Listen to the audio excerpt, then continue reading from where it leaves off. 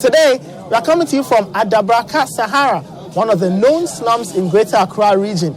Today, we'll give you the inside story as to how the people live here, what they have, what don't they have, and how they are calling out to authorities to help them put this place into shape.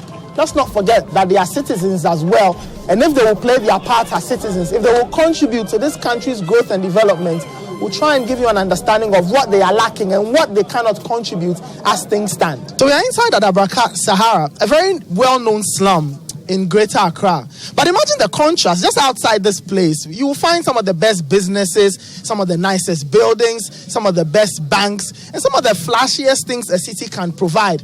Turn that coin upside down and you are living or finding yourself in a place like this where there are no amenities. The standards of living are very low and people struggle to make ends meet. And so we want to understand how it is like to live in here and how it is like for everybody to go about their daily business. And we'll try and get an understanding of what they lack, what they want, and how they are trying to make their lives better.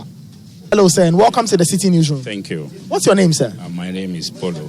Polo. Yeah, Polo. Interesting name. Polo. Yeah. I hear you provide a service here. What kind of service do you provide to the people here? I provide them, I have a water here, and I have a toilet, and I have a bathroom too, facility. So most of them, they came and bath here, and some of them in the morning, they will come and use the toilets.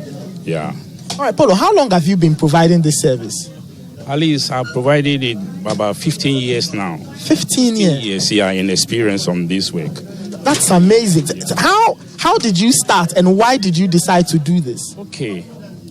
Before I started, there's no water around here. There's no water here. And then there's no electricity. So we tap the water from how they call graphic road through here. So that make the people start living with the water. Yeah. So that was when you started? That's when I started. I started with 3 bathrooms. When I started with 3 bathrooms, because at times the people, they used to go and use the gutter. The gutter? They used to bath there? Yeah. No, they don't bath there. They used to go to toilet. Okay. So I decided I have to put a toilet here, facility here. So in case if somebody wants to go to toilet, he can use the facility here. And how much do they pay? How much do you charge them for the service? I charge them very low because they don't. The people who live here, they don't have money. So I charge.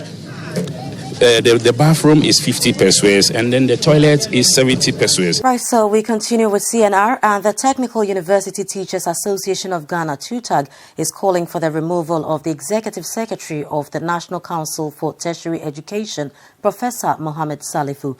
According to TUTAG, the National Council for Tertiary Education, NCTE, is taking too long in the migration of its members onto the payment of the public university's salary structure as demanded by the law that established the Technical University.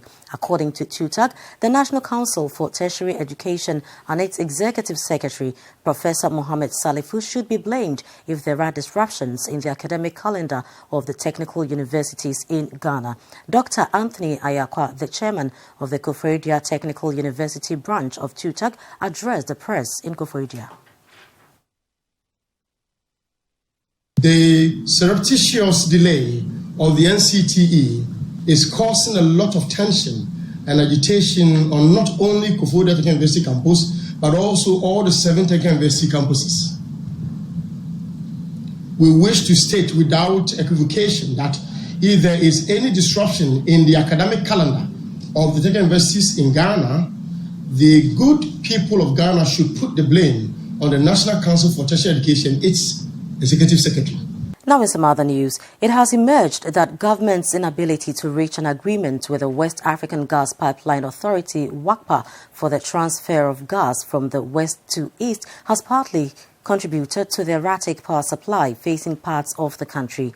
While the West African Gas Pipeline Company Limited expected $3.2 MMBTU as tariff, government was willing to pay $1 per MMBTU.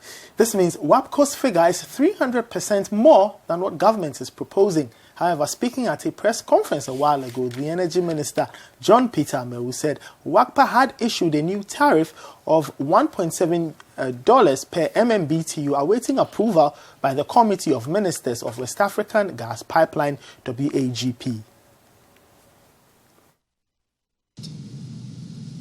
There were no shortage yesterday as available generation was 2,611 megawatts against peak demand of 2,330 megawatts. Ladies and gentlemen, today, 26 November 2018, Nigeria gas would start flowing at a low rate of 30 million cubic standard feet of gas, which will ramp up in a few days to about 80. So the system of supply in terms of gas from Nigeria is gradually being stabilized.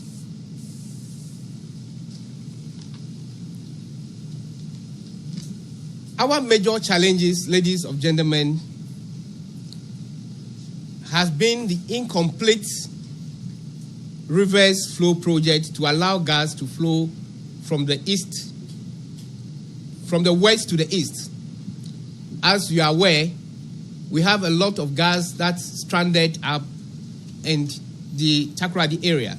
Now, residents living at Wager Ridge near the Kaswa toll booth are one downpour away from disaster as the ground on which they have built is now mudslide prone. Locals continue to favor putting up living quarters there, even though it has been declared a danger zone. There is more in this report.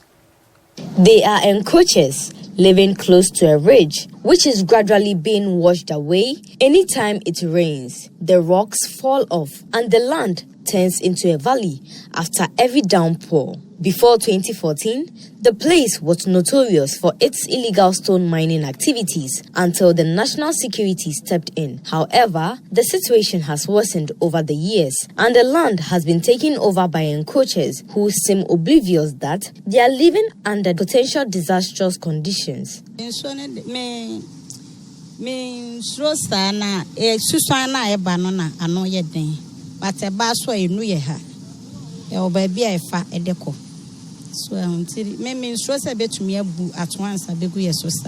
The deep valley created by the erosion has been turned into a dumping site. The vegetation, which would have protected the land from being exposed to the rain, has all been cut down for charcoal.